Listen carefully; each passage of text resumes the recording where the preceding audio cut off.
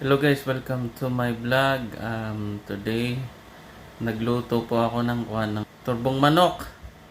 So, ipapaliwanag ko po sa inyo kung paano ko ginawa. Ito po yung isang buong manok na frozen. And then, nilagyan ko po siya ng tubig kalahati. Nilagyan ko po siya ng sibuyas, bawang at dahon ng sibuyas. At saka banana. Isyo ng lasa masarap. At nilagyan ko po ng pampasarap. Nilagyan ko ng toyo at konting suka at cubes, vegetable cubes. And then, ito na po yung resulta. Crunchy yung kanya pinakabalat o maging brown. Kaunting luto lang po dito. And then, yun, okay na po. Ito guys, nakuha ko na po. Nilagay ko na po dito. Yan.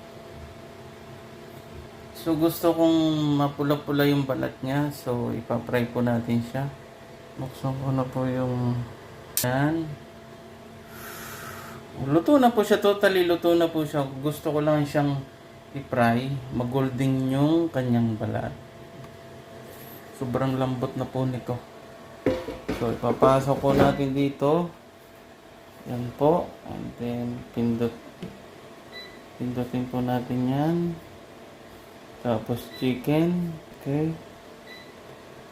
And then pag grill 15, pag fry 30. Pindutin lang po natin. Ano po 'yun? Sige ang titikim sa aking ulam na niluto. And guys, next step is yung pinaka-stack ng sabaw na nilutuan ko ng manok is palalaputin natin. So, ginamitan ko po siya ng cornstarch para masarap sa kanin. Lagay nyo lang po. Mag-sticky po yan. Para mag-sticky pa yung sabaw. I think so okay na tong consistency niya. Yung lapot ng kanya ng sabaw. Masarap po yan sa kanin.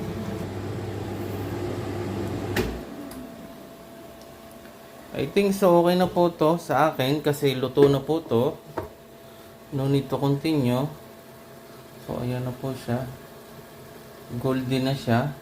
At very juicy po to. Malambot kasi diluto ko muna po. So luto na ang loob nito. As I said, gusto ko lang maging golden na brown yung balat niya. Pero satisfied na po ako dito. So ready to go. Finally, natapos din po ang pagluluto natin. Ngayon is food taste. Tingnan natin. Titingnan natin ang feedback ni King. Ito po yung niluto ko. Nakasos po. Nilagyan ko po ng cornstarch para maging malapot. Masarap sa kanin. King! Kuhan mo na. I-try mo. Ikuhan mo sa akin ang feedback mo. Dali. Tagkalahati tayo. Kalahati ba? Kukunin mo kalahati. Tayo lang dalawa dito sa bahay eh. Wala naman si mama mo. Yun na. Yan. Sige, itry mo na. Malambot. Pwede mo lagyan ng sauce para masarap yung kanin. Sticky yan. Titingnan natin ang feedback ni King kung anong lasa, kung anong kulang. Sige, tirahin mo.